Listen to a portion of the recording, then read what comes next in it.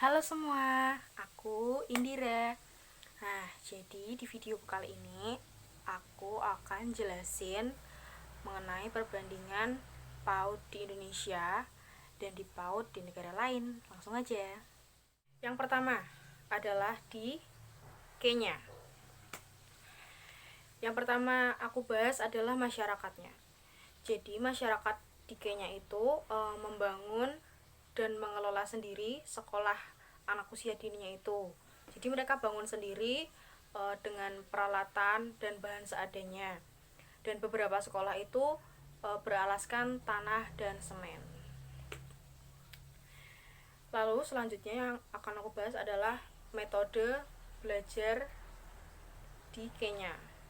Jadi metode pengajaran yang di Kenya itu adalah sistemnya belajar kelompok.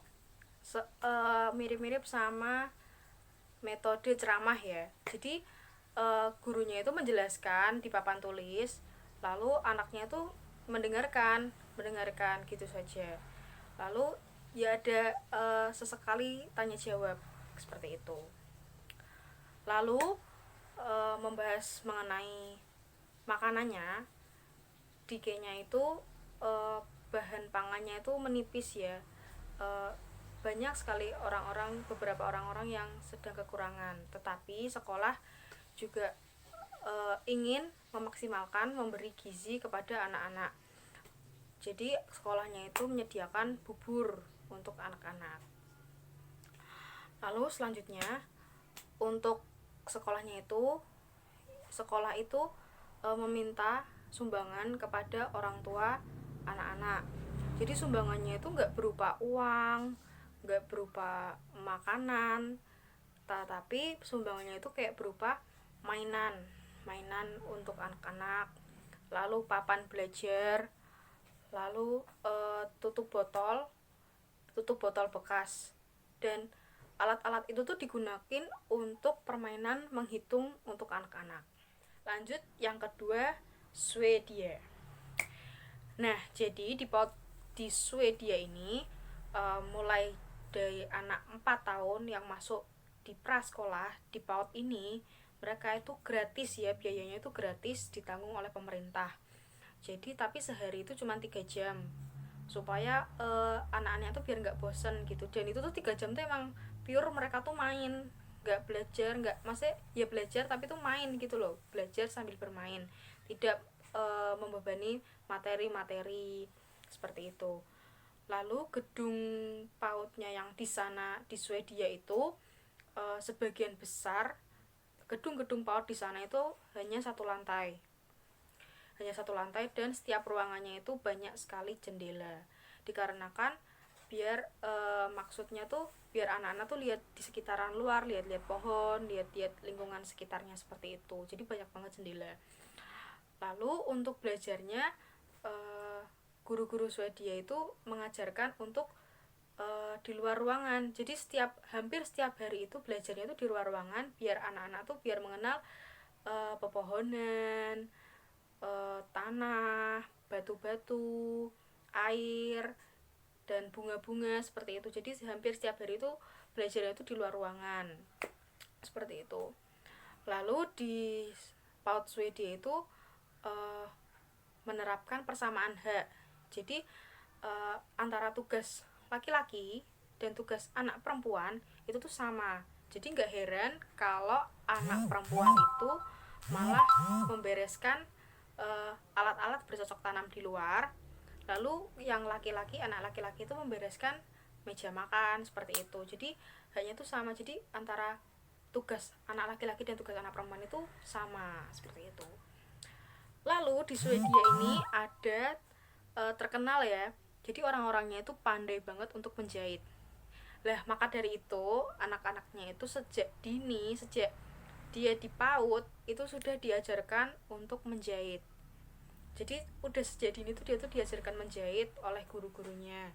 Karena tuh di sana menjahit itu adalah salah satu bentuk kepedulian terhadap orang lain seperti itu. Yang ketiga, PAUD Cina. Jadi di PAUD Cina ini Sejak dini anak-anaknya itu sudah diajarkan huruf Cina. Nah, huruf Cina itu yang berjumlah tuh 200 huruf ya. Jadi anak-anak tuh sejak dini itu sudah diajarkan huruf Cina. Lalu anak-anaknya tuh udah diajarkan berhitung ya, tapi berhitung di bawah 100. Jadi anak-anaknya tuh udah diajarin penjumlahan, pengurangan di bawah angka 100 seperti itu. Lalu di setiap sekolah di Cina itu memiliki ahli gizi yang menyiapkan makanan untuk anak-anaknya. Jadi di sekolah di Cina tuh udah ada yang masak, yaitu ahli gizinya itu untuk menyiapkan makanan untuk anak-anak PAUD di Cina. Lalu di Cina itu memakai seragam, jadi beda sama PAUD di Swedia dan di Kenya. Itu mereka tuh bebas ya memakai diberi kebebasan untuk memakai pakaian apa aja, yang penting sopan. Tapi kalau di Cina itu mengharuskan anak-anaknya memakai seragam. Lalu di PAUD di Cina itu memperbolehkan anak-anaknya tuh menginap di sekolah karena beberapa orang tua di Cina itu sibuk bekerja, jadi tidak sempat menjemput anaknya seperti itu. Jadi sekolah menyiapkan asrama untuk anak-anak untuk bisa tinggal di asrama tersebut. Yang terakhir yaitu PAUD Indonesia. Nah, di PAUD Indonesia itu ada 3 jenis pendidikan anak usia dininya ya. Jadi yang pertama itu KB, yang kedua itu TK, yang ketiga itu TPA. Jadi KB itu kelompok bermain. Jadi kelompok bermain itu isinya tuh anak usia 2 sampai 3 tahun. Lalu TK itu 4 sampai 5 tahun. Ada juga yang 6 tahun di sana. Lalu yang TPA itu tempat penitipan anak. Jadi buat nitipin anak buat anak-anak yang orang tuanya sibuk bekerja seperti itu. Lalu di Indonesia juga beberapa PAUD di sana, beberapa PAUD di Indonesia ini memakai seragam ya, diharuskan untuk memakai seragam. Tapi juga ada beberapa PAUD di Indonesia itu memakai baju bebas seperti itu. Lalu di PAUD Indonesia itu juga sudah diajarkan beberapa materi seperti membaca. Karena di jenjang selanjutnya yaitu sekolah dasar itu sudah diharuskan anak itu harus bisa membaca. Jadi mau tidak mau TK yang ada di Indonesia itu mengajarkan membaca para anak-anaknya seperti itu.